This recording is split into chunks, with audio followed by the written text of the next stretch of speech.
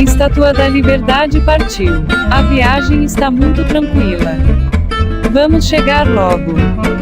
E não era essa a Estátua da Liberdade. É outra. Vamos tentar de novo. Estátua da Liberdade partiu. Parece que agora estamos indo na direção certa. Chegamos. Agora sim, vamos começar. Bom dia, Luciana. Bom dia, tudo bem? Bom dia, Rocha. Bom dia a todos. Bom dia, meu camarada. Eu deixei o Eustáquio Bom dia a todos vocês. Ele sempre traz mais notícias, né? Aí eu disse, pô, deixa mais notícia no final. A gente sempre começa por aqueles que trazem boas notícias, né, Eustáquio?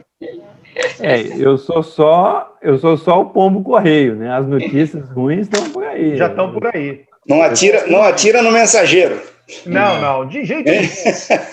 O Eustáquio, no fundo, ele tem um coração bom, né? Apesar de ele trazer essas notícias. Ele, no fundo, é um otimista. Mas é um otimista.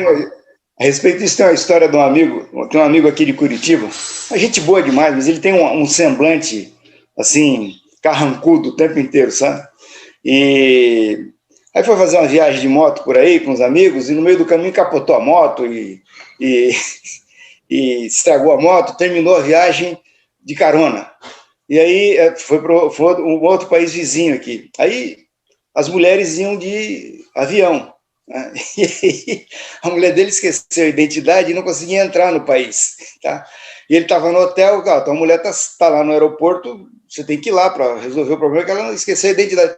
Não vou ao aeroporto, coisa nenhuma, estava uma confusão. No fim conseguiram fazer a entrada das mulheres e tal, ela entrou também, e aí à noite no jantar, todos reunidos, ele lá, aquela cara, aí um deles falou assim, olha, o nosso amigo ali tem esse semblante pesado, carrancudo, mas por trás tem um coração que é pior ainda. Não, Rocha, eu digo isso do Eustáquio, porque eu escrevi um artigo lá no início dos anos 2000, lá, que ele gostava, né? O artigo mostrando as melhorias do Brasil, e depois ele mudou. Mas eu não acredito que nem time, rapaz, ninguém vira casaca assim, não. Ele, no fundo, é um otimista. Não, é o seguinte, no século passado, eu era um otimista. Aí quando mudou o século, eu virei pessimista. Então, esse artigo do Alberto é um artigo do século passado, ele ficou ultrapassado. Então, eu tive de mudar. Quando a realidade muda, eu mudo também. Essa coisa, o otimista não muda. Eu sou um otimista inveterado, doente. Eu sou doente de otimismo. E no escritório tem um sócio meu que está há muitos anos comigo, está 30 e poucos anos comigo, e ele é descendente de japoneses, né? E ele é extremamente pessimista. Então, nós tínhamos um escritório que era eu, Manuel Caetano Ferreira Filho, Jacinto Coutinho, Clemerson Cleve e ele lá. E aí nos apelidaram de o Lip e o Hard. Porque ele olhava para o negócio, para o processo, e falava, esse troço não vai dar certo, não vai funcionar. E aí eu ia lá e era o Lip e o Hard. Não tem cura. Olha aqui, o Rocha, aproveitando aí isso, sua fala aí, né, eu gravei um vídeo no meu canal do YouTube dizendo que a situação do Lula era irreversível, né? Eu disse que a suspeição iria ser aprovada, né? Por quê? Eu fiz uma análise muito fria, né? Eu nesse vídeo disse, olha, eu acho que o ministro Cássio vai votar a favor da suspeição, mas pode ser que não vote, né? Mas eu tenho certeza, né, que a ministra Carmen Lúcia vai mudar de voto, vai votar a favor, porque naquela primeira sessão, né, que foi interrompida, né, porque o ministro Cássio pediu vistas, ela disse que tinha um voto escrito, ela falou 2 vezes a palavra gravíssimo, e eu acreditava que ela ia votar dessa vez, e acabou acontecendo o que eu disse. Eu conheço gente que não, que agora, nessa última sessão, quando o ministro Gilmar Mendes ficou muito tempo falando, disse, agora a Carmen não vai votar, já era, Lula perdeu. E eu falei, não, vamos aguardar, a ministra Carmen Lúcia vai votar, e deu isso. Agora tem uma outra votação que tem implicação aí para a vida eleitoral de Lula, né, que está marcada para o dia 14 de abril, que vai a plenário. Primeiro, tem gente levantando que essa votação na segunda turma pode ser revista pelo plenário. Aí eu queria que você explicasse isso, da suspeição de Moro parcial. E segundo, essa votação no dia 14, a gente contar aqui os votos, quem é que vai votar, para manter a decisão de Fachin de dizer que aquela vara lá, na 13ª de Curitiba, aí, ela não era adequada para votar os processos de Lula. Você poderia falar um pouco sobre isso, Rocha? É o seguinte, a Lava Jato trouxe de repente até existia isso, né? Sempre existiu, essa coisa do cara ganhar a ação e dizer que o juiz é ótimo, e quando perder, dizer que o juiz é ruim, né? É uma coisa meio de torcida.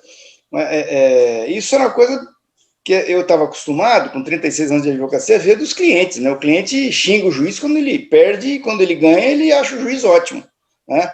É meio que torcedor de futebol, o cliente, né? Isso não impregnava assim, as pessoas da elite jurídica, né, da elite da mídia, que costumavam analisar as coisas com algum grau de bom senso, de racionalidade. E a Lava Jato pôs isso a perder, né? As pessoas olham para a cena com espírito de torcedor, de torcida organizada.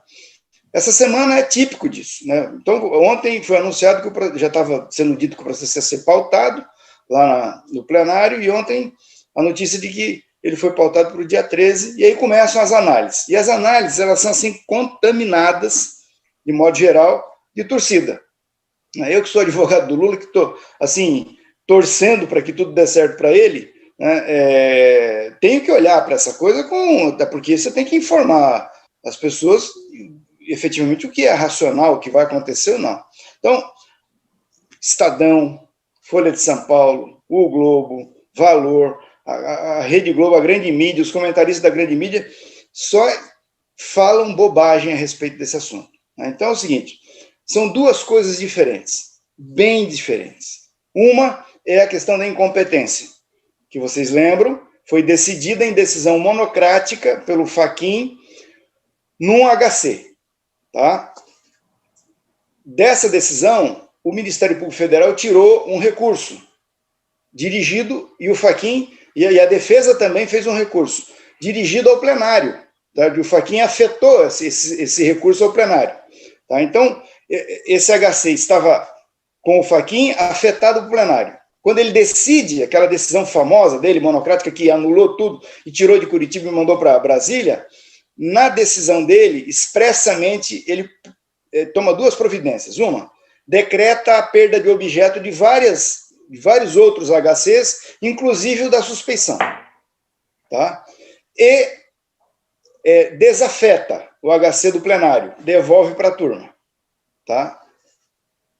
Com o recurso do Ministério Público, o recurso da defesa, o que ele faz? Ele recebe os recursos, mantém a decisão dele e afeta ao plenário. Tá? Então, ele tinha desafetado para mandar para a turma, e quando veio o recurso, ele afetou e mandou para o plenário. É isso. Então, isso está no plenário. Tá? O HC da suspeição teve um problema quando o Fachin diz, na decisão dele, que o HC tinha perdido o objeto. Aí, o Gilmar leva o HC para a turma, e a turma delibera por 4-1 que não perdeu o objeto. Portanto, a turma deveria julgar o HC da suspeição. E julga. E o resultado é 3-2 pela suspeição. Certo? Então, o que o pessoal confunde é o seguinte, tem uma questão da prejudicialidade. Tá?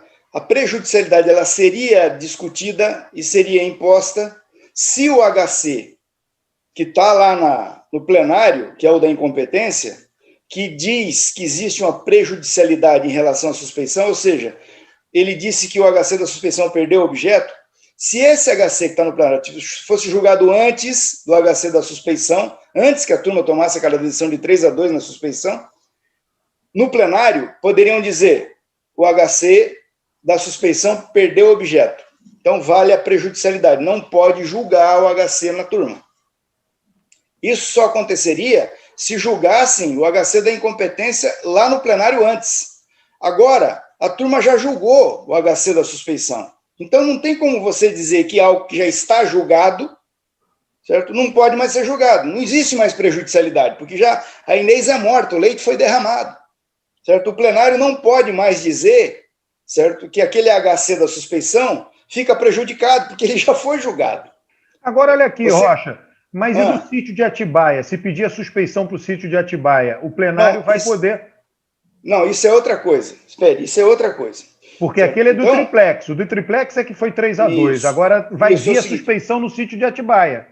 Isso, tá, mas primeiro nós temos que resolver o primeiro degrau. O primeiro degrau, qual é? O do triplex, certo? Então, qual é a cena hoje? Vai ser julgado dia 14 o recurso do Ministério Público, o recurso da defesa, em relação ao HC da incompetência no plenário. Então, lá, o que vai acontecer lá? Primeiro, é importante ficar atento a isso. Vai ter uma discussão no início do julgamento sobre se esse HC tem que ser julgado no plenário ou deve ser julgado na turma. Tá? Porque a defesa entrou com um recurso dizendo exatamente isso. Esse HC, tá, não pode ser julgado, não pode estar afeto ao plenário, ele tem que ser julgado na turma. Tá? Então, vai ter essa discussão. Então, portanto, no dia 14, o plenário pode concluir que o HC da incompetência tem que ser julgado na turma e manda de volta para a turma. Ponto. Se essa discussão, essa preliminar, for superada, tá? Aí avança-se para o próximo ponto. Qual é? Julgar o recurso do Ministério Público. O que o recurso do Ministério Público pede? Primeiro, a reforma da decisão do Fachin, ou seja, que o processo do triplex fique em Curitiba, ele e todos os outros. 2, item 2, as provas sejam aproveitadas, certo? Ou seja, ex nunc, então, ou seja, a decisão do HC da suspeição vale a partir dali, então, aliás, da incompetência vale a partir dali, ou seja, as provas que foram produzidas até então, elas são válidas. Esse é o pedido do Ministério Público. E tem um terceiro pedido, tá, que não se relaciona com a questão da suspeição. Então, nesses 3 pedidos do Ministério Público, no recurso que está no plenário, não aborda a questão da prejudicialidade. Certo? O Ministério Público não pede no recurso dele que o plenário diga que o HC da suspeição não vale. Não tem esse pedido. Certo? Então, provavelmente, o plenário não vai apreciar isso. O plenário só vai apreciar se, de fato, o processo tem que sair de Curitiba ou não. Aí a gente sabe como funciona. Aí o Fachin diz, olha, apesar da PGR não ter pedido isso, vamos colocar isso em votação. É uma bagunça, a gente sabe que... Entendeu? Ele vai dizer, a PGR não pediu. Mas aí ele vai dizer, vamos aqui fazer uma primeira votação para ver se pode falar da prejudicialidade. Mas lembra do seguinte, vamos lembrar do seguinte, isso, em matéria de processo de Lula, tudo pode acontecer. Né? A gente viu coisas que o Kafka ficaria chocado, né, nos processos do presidente Lula. Mas, vamos lembrar o seguinte, nessa discussão do HC da suspeição, por 4-1, a turma disse que não tinha perdido objeto e tinha que julgar. Por quê? Obedecendo os precedentes da turma. Tá? Agora, quando julgaram a suspeição, que deu 3-2, o que prevaleceu? Os precedentes da turma. E esse foi o ponto mais discutido, porque o Cássio e o Fachin dizendo o seguinte, que não pode se deliberar suspeição de juiz em sede de habeas corpus, porque isso demanda produção de matéria probatória e não pode produzir prova em habeas corpus. Essa foi a posição do Fachin e do Cássio. A posição do Gilmar, da Carmen e do Lewandowski diz que não, tem vários precedentes na turma deferindo suspeição de juiz em habeas corpus, desde que a prova esteja pré-constituída, ou seja, que não haja necessidade de produzir prova e que aquilo que já está nos autos, aqueles elementos que estão ali, são suficientes para dizer se o juiz é parcial ou não. E aí entenderam que os elementos... Basicamente, você está dizendo o seguinte, cada um vota do jeito que quiser. Tem precedente, mas 2 não quiseram seguir, e 3 quiseram seguir. E aí é o seguinte, o que vai acontecer no plenário é mais ou menos isso. Então, quais são os precedentes que tem no plenário? Assim, você não pode decidir, certo? Em prejuízo do réu, isso é importante, em prejuízo do réu, uma matéria que não está no pedido do recurso. Então, se o recurso pede para cassar a decisão, porque o foro competente de fato é Curitiba, se o recurso pede para que as provas sejam aproveitadas... mas aí vem alguém... Se o recurso Rocha, mas aí vem alguém e vai dizer assim, não, mas no HC isso tem uma exceção, isso pode ser pedido. Cara, eu só queria saber... Eu diria para você que seria assim há 1 ano e meio, 2 anos atrás. Eu acho que as coisas já estão se assentando no Supremo Tribunal Federal. Tá? Aquela febre de fazer isso que você faz, eu quero fazer tal coisa e acha um jeito de fazer. Isso eu acho que está passando, não tem mais espaço. Mas você viu isso. O Fachin tá na internet. O Fachin teve um dia lá, sei lá quantos anos atrás, disse que a lista tríplice de reitor tinha obrigatoriamente que ser seguida. Aí o Fachin, depois de 2 anos, disse a lista tríplice de reitor não precisa ser seguida. O mesmo juiz, o mesmo tema, ele decidiu para duas decisões opostas. Ninguém sabe, cara. Uma loucura. Pois é, mas isso aí, o que eu estou te dizendo é que esse clima dentro do Supremo, por exemplo, eu te digo que é uma chance grande do plenário dizer que quem tem que julgar isso é a turma. Sim. Agora, se o plenário for julgar, se o plenário decidir julgar, eu acho que eles vão manter a incompetência. Não, o placar é elástico. A segunda turma, olha, o Cássio, você que me disse isso, o Cássio, no voto dele, disse que a decisão do Fachin estava correta. Fachin não vai mudar de voto. E naquela primeira lá, na primeira votação da suspeição do Moro, a Carmen Lúcia disse que a decisão do Fachin estava correta. Gilmar disse e Lewandowski. Só ali são 5 votos. Perfeito, é isso mesmo. Então, essa tese aí, ela está indo para o plenário com 5 votos. Eu acho que vai dar 10-1, que o ministro Marco Aurélio vai fazer o que normalmente ele faz, que é divergir da maioria. Então, eu acho que vai ser por aí, mantendo os processos, mandando embora de Curitiba os processos. Por quê? Porque é preciso, qualquer que seja a decisão, é preciso, assim, hoje está claro para todo mundo que é preciso tirar o Lula da Lava Jato. Se você não tirar o Lula da Lava Jato, a Lava Jato não vai andar. Ela vai travar, certo? Precisa tirar o Lula de lá. Então, o que o Fachin fez foi isso, certo? E o plenário vai manter isso, vai tirar o Lula da Lava Jato. Ele depois vai para Brasília ou para São Paulo, porque tem uma discussão lá, se o foro é Brasília ou é São Paulo, o Ministério Público pede isso, que o processo seja remetido para São Paulo e não Brasília. Isso vai ser discutido. Então, mas a discussão do dia 14... De modo, o Lula não fez 75 anos, parece que prescreve várias coisas, não é isso? Essa daí do triplex tem que começar tudo do zero, não é isso? É o seguinte, as pessoas estão dizendo que prescreve, o Lula não pode nem ouvir falar em prescrição. Você fala em prescrição perto dele, ele sai em pedra para cima de você. Ele quer que julgue o mérito do negócio dele. Sempre diz isso, né? Mas é provável... O risco de prescrição será enorme, porque o processo vai voltar para o primeiro grau, seja em Curitiba, seja em São Paulo, ou seja em Brasília, como decidiu o Fachin, ele vai começar do zero. Né? E até isso terminar a instrução, chegar na sentença, depois ter uma condenação de 2º grau, nós vamos estar muito longe daqui. Né? Isso não acaba em 2 anos. Né?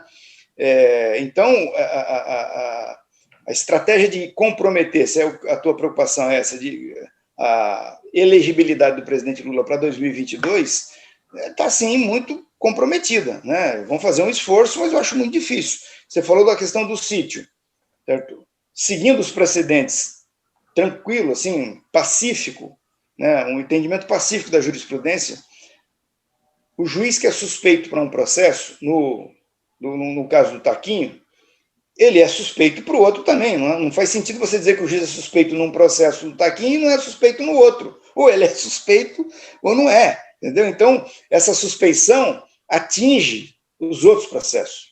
Que vão argumentar que foi aquela como juiz de instrução. Que quem deu a sentença foi a juíza Hart. É que vão... Não importa. Mas ela só deu a sentença. Toda a instrução, que é o que interessa, foi produzida pelo Moro. Então, o processo do sítio estaria comprometido, né? Em função dessa decisão da suspeição. Mas também o decreto de incompetência também cria um problema enorme, porque o processo tem que se deslocar e o juiz que recebeu o processo no foro competente, ou Brasília ou São Paulo, vai ter que olhar aquilo tudo e dizer se vai aproveitar a prova ou não vai aproveitar a prova. Então começa uma discussão sobre o aproveitamento de prova que não vai terminar nunca, entendeu? Então, assim, o processo... Do ponto de vista da elegibilidade, fica muito difícil comprometer a possibilidade do presidente, se quiser concorrer em 2022. Eu acho que isso aí não tem como consertar. o jarro caiu no chão, espatifou, e para colar ele de volta vai ser um problema. Olha aqui, Luciano, eu sei que você quer falar, né? Isso. Mas fala aí, Luciana, fala aí. Eu estava querendo depois passar a bola para o Taquinho, o negócio da pandemia, mas manda a bola. Não, eu só queria, só para concluir isso, só exatamente nesse ponto final aí que o Rocha colocou, ou seja, para 22 não vai ter a resposta final ainda, ou o Lula se candidata nesse sistema meio inseguro de que, uma vez eleito, se poderá assumir ou se não poderá assumir, porque isso pode prejudicar a campanha dele também, né? Ou o partido decide por uma indicação de um outro nome, ou seja, então existe essa dúvida também, não é só uma dúvida se vai Lula ou se vai outro, mas também o quanto que isso pode dar de segurança para o processo eleitoral, né? Ô, Luciano, eu acho que essa questão, do ponto de vista jurídico, não vai ser um problema, tá? Porque, uma vez eleito, todos os processos param e só voltam a ocorrer novamente quando termina o mandato. Como aconteceu com o Temer, por exemplo. Ele tinha os processos, aí ele virou presidente, suspendeu tudo e continuou depois que ele saiu da presidência. Então, se o Lula é eleito em 2022, a partir do momento que ele assumiu o cargo em janeiro de 2023, todos os processos ficam paralisados até ele cumprir o mandato, né? Então, esse não será um ponto. Acho que a questão de saber se o Lula vai ou não ser candidato é uma questão política, né? Vai passar muito pelo que foi discutido na Argentina, lá com a Cristina Kirchner, né? Ela preferiu ir de vice e colocar o Alberto para ganhar a eleição, né? Para não ter risco de perder a eleição. Essa é a discussão que vai se processar, né?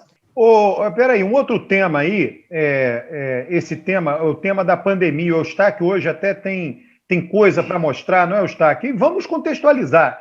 Eustáquio, antes aqui, para o pessoal saber, né, a gente travou ali uma troca de informações no WhatsApp essa semana. Eustáquio já vinha dizendo, né, que em lidar com o número de casos e mortes, a divisão mundial é Ocidente versus Oriente. O Oriente tem muito menos casos e muito menos mortes, e o Ocidente tem muito mais. E a divisão das vacinas é entre Norte e Sul. Quem tem dinheiro no Norte tem vacina, compra mais vacina e acaba vacinando mais rápido. Nós aqui do Sul compramos menos. O governo é horrível, Bolsonaro é horrível, Bolsonaro não está nem aí para as mortes, mas a questão é que está acontecendo em todos os governos do Sul, né, do hemisfério Sul, a dificuldade de ter acesso a vacinas. Não é isso, Eustáquio? Menos o Chile, né? Menos o Chile. Posso fazer um complemento antes do Eustáquio falar? Claro, pô. É o seguinte, é um bate-papo. Nenhum país do hemisfério Sul, certo, é do tamanho do Brasil, com as potencialidades que o Brasil tem na área de saúde pública.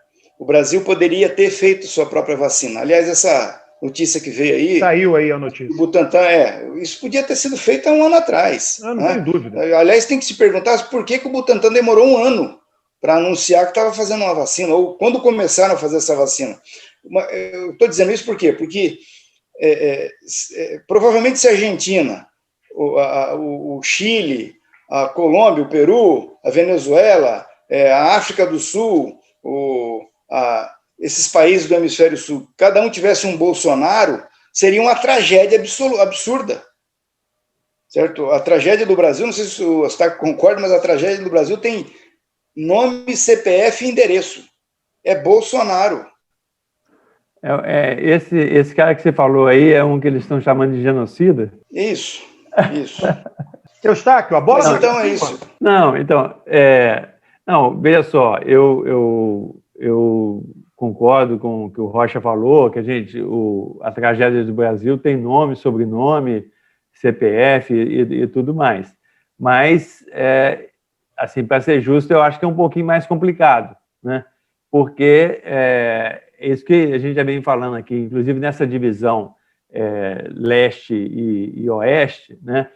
A questão da cultura asiática. Então, você ter uma cultura que é menos individualista, que valoriza, né, o trabalho coletivo, esse tipo de cultura é importante, né? Então, assim, o Bolsonaro, o que ele fez foi acirrar essas contradições, né? Mas a gente tem características aqui, né, de indisciplina, de transgressão, etc., que prejudica o combate à pandemia. Por exemplo, em termos de coeficiente de mortalidade, quando você considera a população, o Chile, o Peru e o México estão pior do que o Brasil.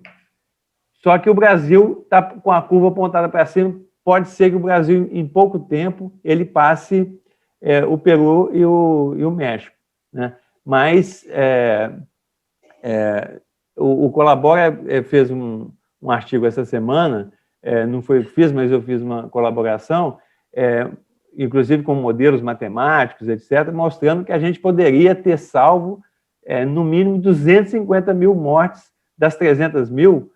250 mil poderia ser evitável se a gente tivesse uma política diferente desde o início, tá? Então, assim, eu concordo plenamente, mas, assim,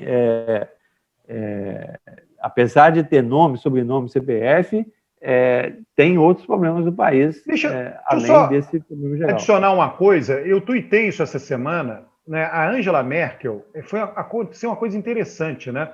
Na Alemanha, a Angela Merkel queria fazer um lockdown muito forte, passando até pela Páscoa. Eu não sei se vocês viram, ela recuou nisso.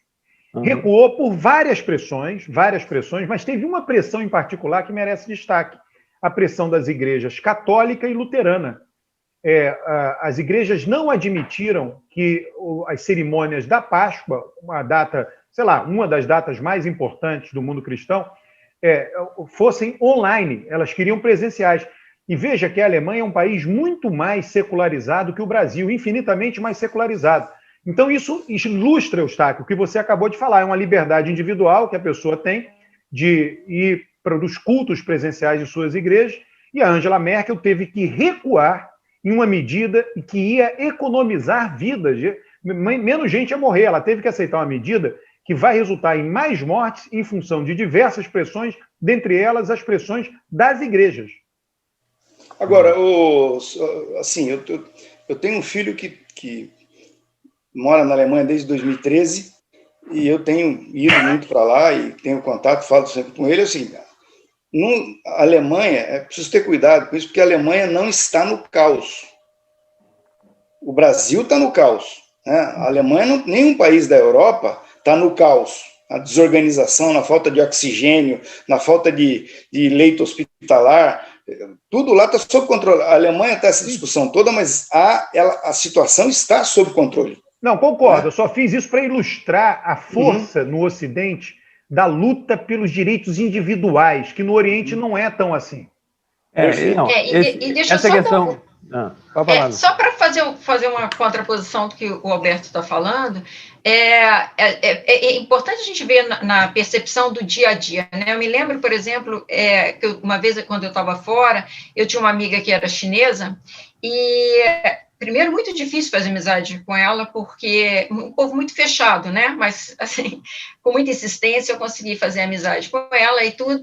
E eu me lembro de um dia em específico, nós estávamos tomando café, e falando de família e tudo, eu disse que tinha 2 filhos, e ela tinha um filho só por conta da lei chinesa.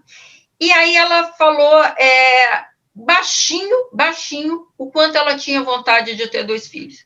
Bom, se uma regra entra na vida individual de um planejamento do Estado a esse nível, o que é fazer... Não é nada. Lockdown não é nada. Não é nada. Ou seja, é um costume, né? Assim, a pessoa está acostumada com isso. Luciana, né?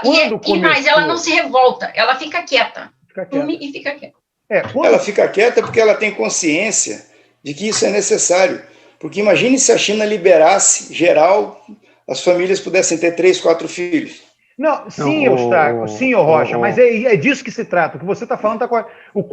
Olha, isso se soma, eu me lembro, perdão, Eustáquio, quando fecharam o Wuhan lá no início, eu falei aqui para os meus amigos, eu falei, cara, isso aqui no Ocidente, como é que vai proibir as pessoas de viajar de cidade para cidade? Na hora eu falei, a minha primeira... Cara, isso não consegue fazer aqui, eu falei isso na hora, é muito difícil.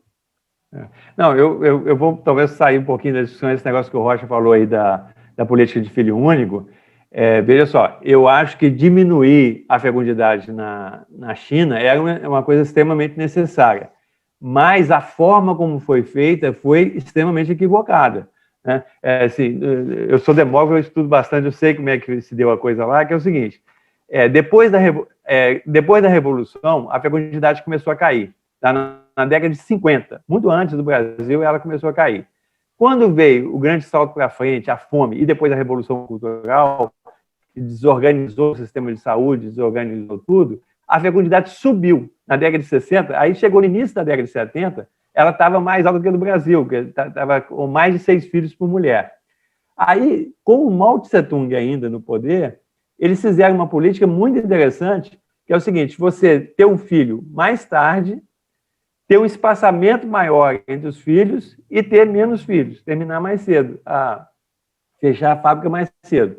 Com essa política, que é uma política democrática, a fecundidade caiu de 6 para 3 filhos em 10 anos. Uma coisa fantástica, assim. E tudo indicava que ela ia continuar caindo democraticamente. Quer dizer, assim, não foi forçado, foi uma política de apoio, dar métodos contraceptivos, etc, etc, etc.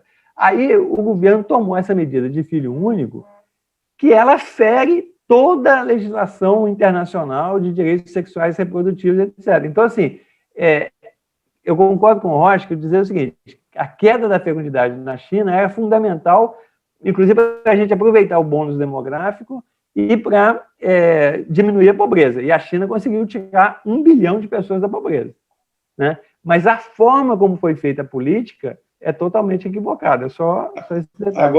Agora é o seguinte, Taquinho, fere a nossa legislação, a legislação do Ocidente, a deles não. Vamos lembrar que a China, a Rússia, a Arábia Saudita, esses países não assinaram os pactos internacionais. Assinaram.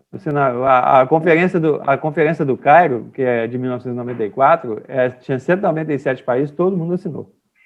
Essa coisa de lei internacional, até a Arábia Saudita. Mas você pode falar assim, que foi falso, né? Assinou, mas não colocou em prática. Mas o Brasil assina. Eu me refiro ao seguinte, o Pacto de Direitos Humanos, por exemplo, a maioria dos pactos de direitos humanos, a Constituição dos tribunais, esses países não assinaram. Mas a Declaração Universal todo mundo assinou. O que acontece a Declaração Universal dos Direitos Humanos é geral. Por exemplo, vou te dar um exemplo, a Convenção de Genebra para tratamento de prisioneiro de guerra. A União Soviética não assinou. A China não assinou. Então, tem vários tratados que eles não assinam. Isso, tem vários tratados, mas estou dizendo assim, mas a Conferência do Cairo, que é a maior, a CIPD de 1994, que é a maior, todo mundo assinou. Então, eu estou só dizendo para isso. Agora, a Conferência do Cairo foi em 94, a política de filho único foi de 79. Então, você pode dizer que agora, tem um outro detalhe. Mas aí eles teriam que ter revogado em 94 e não fizeram, entendeu? Não, tem que ter um detalhe, é o seguinte, o Brasil, por exemplo, quando ele é signatário de um pacto internacional, imediatamente aquela regra do pacto internacional passa a ter vigência no território nacional no momento em que o Congresso Nacional homologa, aprova, né, a assinatura do país. Aí vira lei, Pacto da Costa Rica, por exemplo, não pode ter prisão por dívida. O Brasil é signatário e não tem prisão por dívida no Brasil. Mas tem que olhar a legislação desse país, porque nem todo país tem essa regra. Certo? Tem país que diz, no Brasil, por exemplo, se ele assinar um tratado internacional e o Congresso não aprovar, a regra não vale aqui. Nesses países, a maioria deles, eles assinam o tratado, mas sem o compromisso de internalizar, entendeu? O Brasil assina todos os tratados internacionais, porque não cumpre nenhum. Você sabe qual é o país que menos assina tratado internacional? Estados Unidos, porque uma vez assinado tem que cumprir. Pode ver, faça a pesquisa que você vai encontrar exatamente o que eu falei. Os americanos não assinam. Eustáquio, mas você fala dos números, Eustáquio. Não podemos passar uma semana aqui sem os números, rapaz. Não, é pelo seguinte, essa semana que passou, o Brasil bateu o recorde na terça-feira. Quer dizer, nós estamos gravando na sexta, a gente não sabe os dados de sexta e sábado ainda. Mas na semana, a terça-feira, chegou dados do Ministério da Saúde, 3.251 mortes na terça-feira. Tá? Isso dá 2,5 mortes por minuto no Brasil. Tá? Mas na quarta e na quinta, os números caíram um pouco. Tá? Nesse meio tempo, tem uma coisa interessante, que é o seguinte, interessante, né? É uma coisa curiosa, é que o Ministério da Saúde mudou os critérios, começou a pedir para colocar o CPF da pessoa que morreu, do pai, da mãe, do tio. Então, assim, deu uma bagunça nas secretarias estaduais, porque elas não estavam preparadas para essas informações. Então, por exemplo, São Paulo teve 1.000 mortes num dia, aí no outro dia caiu para 100 e poucas mortes, Minas Gerais teve 400, caiu para 68, então deu uma certa confusão. Tá? Mas, de qualquer forma, isso que o Rocha falou anteriormente é verdade, o Brasil é o pior lugar do mundo aqui e agora. Neste momento da pandemia, é o pior lugar do mundo. Essa semana que passou, ela vai ser pior do que a semana anterior, que foi pior do que a anterior, que foi pior do que a anterior. A gente tem 5, 6 semanas que a gente está batendo recordes semanais. Né? E essa semana que passou, ela passou de 16 mil mortes. Tá? Então, o Brasil ele está lá no topo das mortes diárias. Das mortes acumuladas, porque são vários indicadores. Né? Outro dia, a pessoa pediu assim, eu quero um gráfico simples mostrando toda a realidade da pandemia. Mas isso aí não existe. Né? Você tem, a situação é complexa, você tem vários gráficos, você tem vários indicadores. Então, por isso que dá muita polêmica. Uma pessoa pega um indicador, por exemplo, em mortes acumuladas, os Estados Unidos, o México, o Peru, estão na frente do Brasil. Mas em mortes diárias, né, na média móvel diária, o Brasil está na frente desses países todos. Então, o que vai acontecer? Se o Brasil continuar no ritmo que ele tem tido agora no mês de março, que vai ser o mês mais fatal da pandemia, o Brasil vai passar esses países que eu falei, Peru, México e Estados Unidos. Por exemplo, essa semana, o Brasil já passou 2 países que tinham um coeficiente de mortalidade maior do que o Brasil, que é o Panamá e a França. Tá? Eu estou falando na França, principalmente, porque muita gente falou, a França, do Macron, ele tem uma taxa de mortalidade maior do que o Brasil. É verdade. Tinha. Né? Como o Brasil piorou muito, ele já passou a França, mas está atrás. Ele está em 15º ou 16º lugar entre os países com mais de 1 milhão de habitantes no mundo. Então, a situação do Brasil é muito séria. Agora, essa semana também começou a surgir um outro país que vai, vamos dizer assim, ameaçar a liderança do Brasil, que é a Índia. Né? A Índia tinha controlado o número de casos e o número de mortes, diminuindo muito. O número de mortes na Índia está ainda 10 vezes mais baixo do que o do Brasil, apesar da população ser 6 vezes maior. Só que essa semana disparou o número de casos. Mas disparou mesmo, assim, saiu de 20 para 25, 30, 40, 50, ontem foi quase 60 e hoje eu acho que já vai chegar a 70 e está tendo variantes, novas variantes, e variantes duplamente perigosas na Índia. Né? A mortalidade ainda não subiu tanto, está subindo, mas não subiu tanto.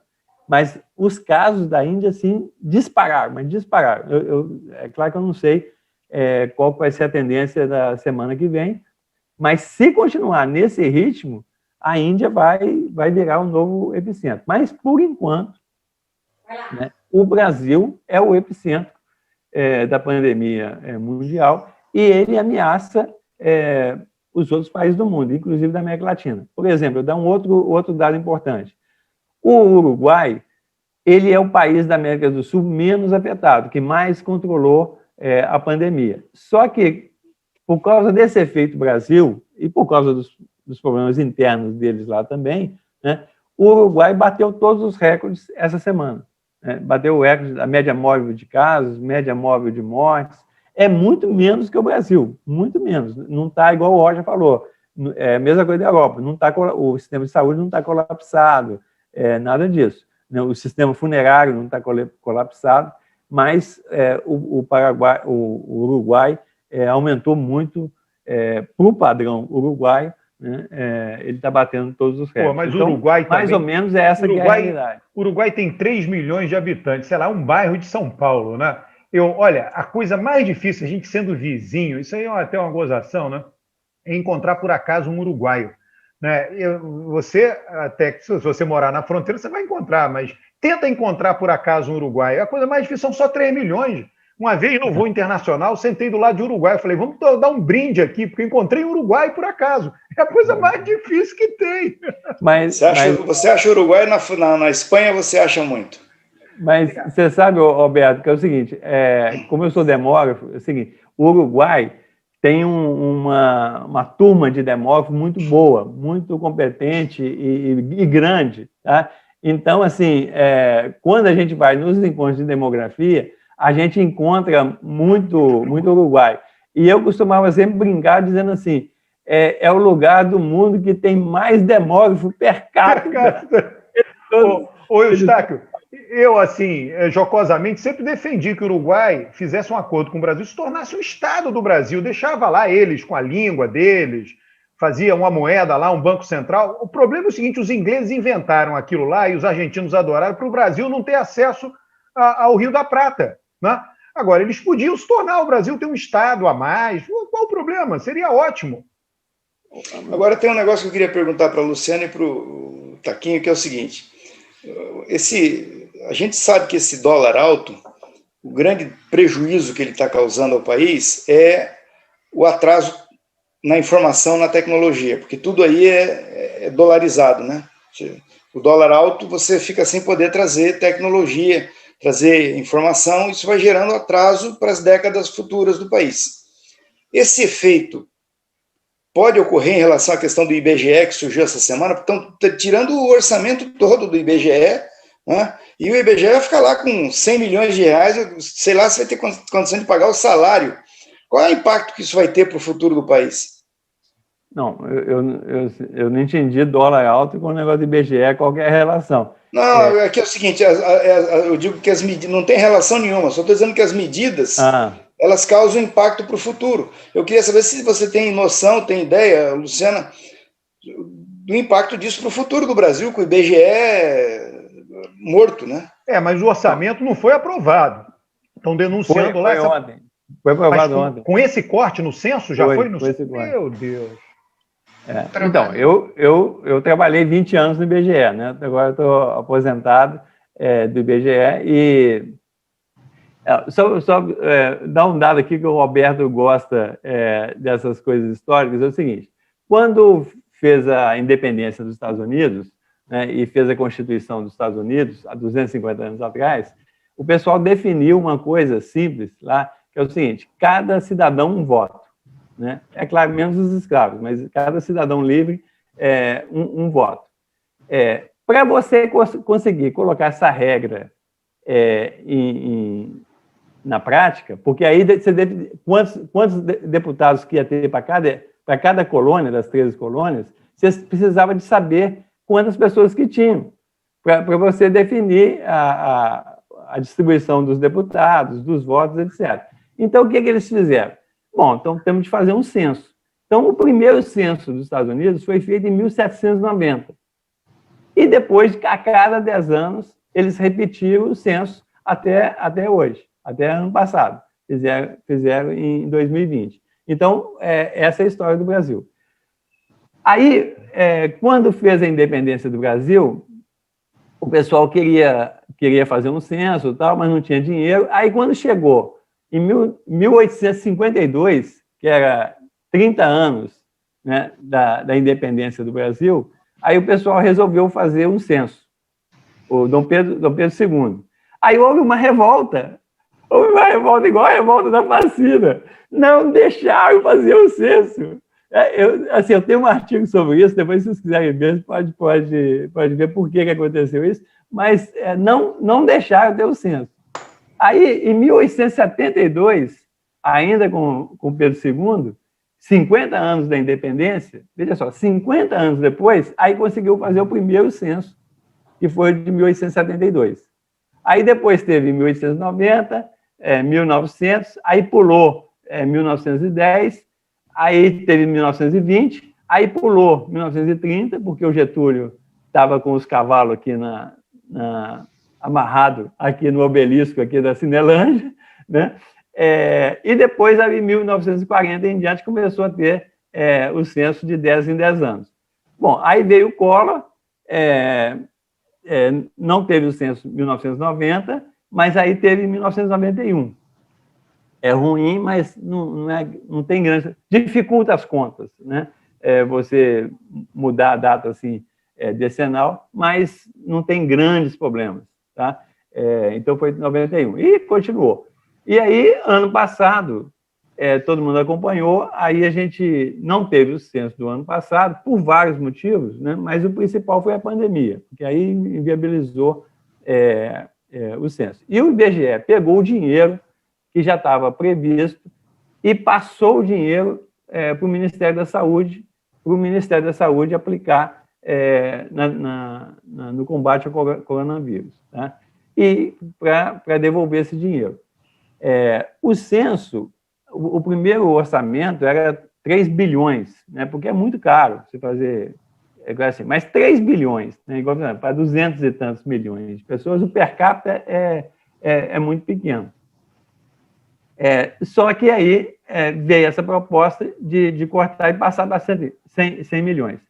Não dá nem cosquinha. 100 milhões é impossível fazer qualquer coisa. Você não faz o censo nem no estado do Rio de Janeiro com esse dinheiro. Porque você tem todo um processo de preparação, de mobilização, etc, etc. E aí, a questão é a seguinte, o custo... Isso eu dei uma entrevista para vários jornalistas essa semana. O custo de não fazer o censo vai ser muito maior do que o custo de fazer o censo. Pensa o seguinte, crianças em idade de frequentar creche. Se você não sabe essa informação, como é que você vai planejar creche no Brasil todo, nas escolas? Criança em idade escolar, fundamental, do 2º grau, jovens do 2º grau. Se você vai fazer uma campanha de vacinação, como que você vai fazer uma campanha de vacinação se você não sabe quantas pessoas tem, né? Por exemplo, o pessoal do Amapá, eu tenho uns amigos lá no Amapá, agora, quando começou a secretaria, eles queriam saber qual que era a população de Macapá acima de 80 anos. Aí eu peguei os dados lá do censo e passei para eles poderem colocar em prática a vacinação. E assim por diante. A empresa privada, né? Uma empresa privada quer lançar um carro, né? Um carro que tem determinadas características, que vai ser mais para as mulheres de meia idade, não sei. Mas se você não sabe quantas mulheres de meia idade tem, se você não sabe quantas pessoas, quantas mulheres estão em período reprodutivo, você fazer uma política, né, de direitos sexuais e reprodutivos, etc. Então, todas as políticas públicas, e inclusive os planos de investimento, né, da iniciativa privada, eles ficam prejudicados. E a democracia também fica prejudicada, porque a gente não vai saber qual que é o potencial eleitoral do Brasil, qual é o tamanho desse eleitorado e a composição desse eleitorado. Então, assim, é uma coisa muito terrível a gente não ter um censo por uma decisão de cortar verbas. A pandemia, a gente entende, então é uma emergência, né? Uma emergência sanitária, a gente vai ter que adiar, não tem jeito. Mas não ter o censo para economizar dinheiro do orçamento é a pior decisão possível. Eu falaria o seguinte, Rocha, quando você faz a pergunta, quando você falou do censo, eu pensei isso também. A primeira coisa que me veio é a questão do planejamento, né? Prejudica enormemente a possibilidade de planejamento. Então, é um barato que sai caro, né? Ainda que possa despertar um apelo popular no primeiro momento, de dizer, está deixando de gastar com censo para gastar para a saúde, é a mesma coisa do custo de eleição. As pessoas, às vezes, batem no custo de eleição, sem saber que a democracia tem um custo, né? E é preciso ter o custo, porque o benefício dela é maior do que o custo que ela pode causar. Mas pensando em termos, assim, você colocou a questão da tecnologia, do dólar, e quando você pensou, aí eu faço associação também com a questão do planejamento, né? Porque quando nós falávamos, por exemplo, do caso anterior que eu trouxe, que era da minha amiga, né, a minha amiga que estava, chinesa, que estava nos Estados Unidos. Por um lado, tinha essa interferência individual, por outro lado, você tem um processo de planejamento, de criação de lideranças e de enviar estudantes chineses, investir na educação deles, uma coisa muito forte, né? E aí eu trago essa associação, como se você olhar o orçamento que foi aprovado ontem, é um orçamento que tem, assim, um pouco, se o governo tem, se o Brasil tem um mínimo de planejamento hoje, né, se tem um mínimo, tem a cara daquele orçamento que foi aprovado ontem, inclusive com o não planejamento, né, as falhas do não planejamento, porque você teve aumento da onde? Você teve aumento na infraestrutura, você teve aumento na parte agrícola, de orçamento, e teve aumento nas emendas parlamentares. Ou seja, eu diria os 2 primeiros são prioridades do governo, e o terceiro é a prioridade para você articular o processo, que vai terminar o quê? Vai terminar em termos de obra. Agora, os cortes, e a gente já vem pagando esse processo também, essa conta de também ministérios fortes, ministérios importantes para o Brasil, para o planejamento do Brasil, de agora e para o futuro, educação, política externa, relações internacionais, estão super ideologizados, estão super, e nós vamos, meio ambiente, nós vamos pagar essa conta aí durante muito tempo, de a gente ter ministérios importantes, tão ideologizados, e sem um plano longo para frente, que se repercute no orçamento, se repercute na política, e aí eu acho que esse déficit vai ficar bastante aí. Olha aqui, faltam alguns minutos para a gente terminar aqui, a gente tinha aquela ambição, né, Eustáquio, de mostrar alguns dados, mas esses dados continuam, a gente não precisa mostrar semana, você que manda aí, pode mostrar semana que vem. Vamos mostrar porque é o seguinte, pode ser, o Alberto falou no início aqui que as pessoas, geralmente, quando você mostra um gráfico, as pessoas pulam na leitura ou então desligam o vídeo. Então, como a gente já está chegando no final, eu acho que pode mostrar... Advogados odeiam gráficos, advogados não gostam de gráficos, hein? Eu quero saber o seguinte, antes de fechar, qual é a tua opinião sobre o time dessa vacina que está anunciada aí pelo Butantan? Não, demora, né? Porque vai começar a fase de teste 1 e 2, depois tem o 3... isso não sai antes do ano que vem, não. Mas é bom ter, de qualquer modo, porque vai ficar como a gripe. Não, é claro. Mas demora. Coloca aí as informações aí, Eustáquio. Eu vou compartilhar a tela aqui. Coloca aí. E já vai falando, já vai explicando aí, que o pessoal gosta do tudo mastigado. Não pode ser... as pessoas não são demógrafas, hein? Demógrafos só são alguns só. Vamos ver se apareceu aí? Apareceu. Tá ótimo. Então, isso é um filminho, tá vendo? É um filminho com os dados. Esse primeiro país aqui é a China, né, que foi no início do ano passado.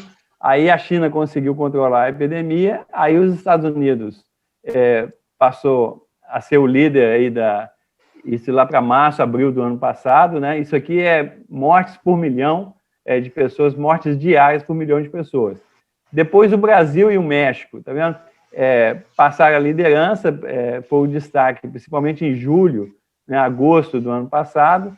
Aí chegou em setembro, principalmente no Brasil, os números caíram muito.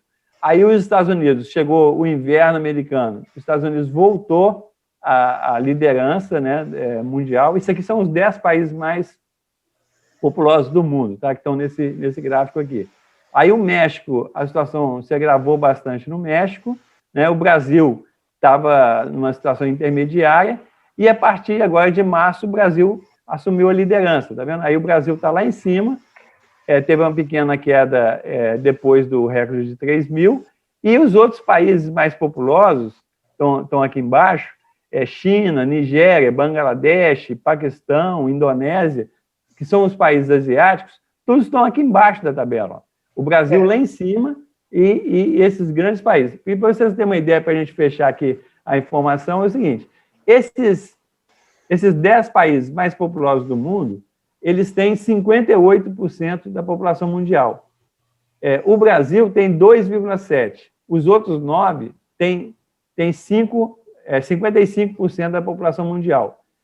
Nessa semana que passou, o Brasil teve mais casos na semana do que os outros 9 países mais populosos do mundo. Dá uma ideia da dimensão. Agora, pela série histórica do gráfico aí, o Eustáquio, eu vi aí que os piores países, todos nas Américas, né? Brasil, México, Estados Unidos e a Rússia. Exatamente. Em algum momento, a Rússia subiu lá muito, né? Mas assim, nitidamente, né, a Ásia tem mais de 50% da população mundial, né, e dos 10 países mais populosos do mundo, 5 estão na Ásia, né? Mas, quando você pega na pandemia, os 3 destaques são Estados Unidos, México e Brasil, né, entre esses 10 países. A Rússia, quer dizer, a parte europeia, né, principalmente da Rússia, porque a parte asiática tem muito pouca gente, né, a Sibéria, muito frio, etc. Né? Então, assim, é aquilo que a gente estava falando. Existe uma divisão, né, no mundo que os países mais impactados são os países do Ocidente, né, e os menos impactados são os países do Oriente. Agora, na vacina, é um pouco diferente. Porque na vacina, quem está mais avançado são os países do norte e quem está mais atrasado são os países do sul. Então, a divisão na vacina é mais norte-sul, com a grande exceção do Chile, né? Porque o Chile é um país do sul que conseguiu, em termos de percentagem da população, ele está na frente do Reino Unido e está na frente dos Estados Unidos. Muito bom. Só uma pergunta que acho que é a pergunta que todo mundo tem hoje, né? Começando essas medidas restritivas mais fortes hoje, né? No Rio de Janeiro, por exemplo, a gente vai ter 10 dias de feriado. E com um plano de 1 milhão de vacinas por dia no mês de abril. Qual a possibilidade dessa curva se inverter, né? Não digo nem despencar, mas se inverter nessas próximas semanas? Você sabe qual que é a expectativa do pessoal? Eu acho que a expectativa é que o número de contágios diminua, né? Assim, imediatamente com esse lockdown que está se fazendo em São Paulo, Rio, Minas, etc., diminua, porque é o seguinte, se as pessoas estão paradas dentro de casa ou estão circulando menos, o vírus não vai ter como se espalhar, tá? Agora, como tudo no Brasil é feito meia boca, né? Então, você tem notícias aí de gente, tem gente fazendo, no meio desse lockdown, com a praia. Essa semana que passou, né, é uma coisa impressionante. Quem mora aqui no Rio, né, Leblon, Ipanema, Copacabana, Leme, né, do Leme ao Pontal, né, as praias todas vazias. Isso é uma coisa que eu nunca pensei ter visto, né? Então, assim, é uma coisa impressionante. Mas, por outro lado, tem gente fazendo festa clandestina, tem igreja funcionando, e vem a Páscoa aí. Eu acho que vai ser difícil não ter serviço religioso na Páscoa presencial. É muito difícil. Exatamente. Então, eu acho que não é um lockdown 100%, entendeu? É um lockdown, eu não tenho uma avaliação se vai ser 50%, 60% e tal, mas é um lockdown meia boca. Aí, pessoal, respondendo, vai funcionar? Vai funcionar meia boca, né? Porque, então, assim, vai cair, provavelmente, o número de casos, mas não vai cair o suficiente. E qual que é o perigo? É que ninguém aguenta mais, está todo mundo cansado, está todo mundo estressado. Então, assim, quando passa isso tudo, as pessoas vão sair, né? E aí, quando vão sair, volta tudo de novo, entendeu? Agora, a vacinação vai demorar. Vai demorar. Eu não tenho nenhuma esperança que a gente consiga controlar a pandemia pela vacinação esse ano ainda. A vacinação, para mim, ela só vai ter algum efeito assim, grande no ano que vem no Brasil. Esse ano... Porque, veja só, 1 milhão de pessoas, o Brasil tem 200 milhões, e aí você tem de aplicar 400 milhões de doses. Nós estamos muito atrasados na vacinação. E a vacinação, aquilo que eu sempre falo, a vacinação não é uma bala de prata, ela não resolve todos os problemas. né, ela tem que ser aplicada junto com outras medidas de prevenção. Eustáquio, olha, bom dia a todos aí. Vamos acabar abruptamente. Chegou o nosso tempo aqui, hein? Bom dia, gente. Um abraço. Bom dia, Rocha. Quando o pessimista começa a falar, eles cortam. Ah, é isso aí, cara. É democracia. Direitos individuais, hein? Bom dia. Verdade. Bom dia, gente.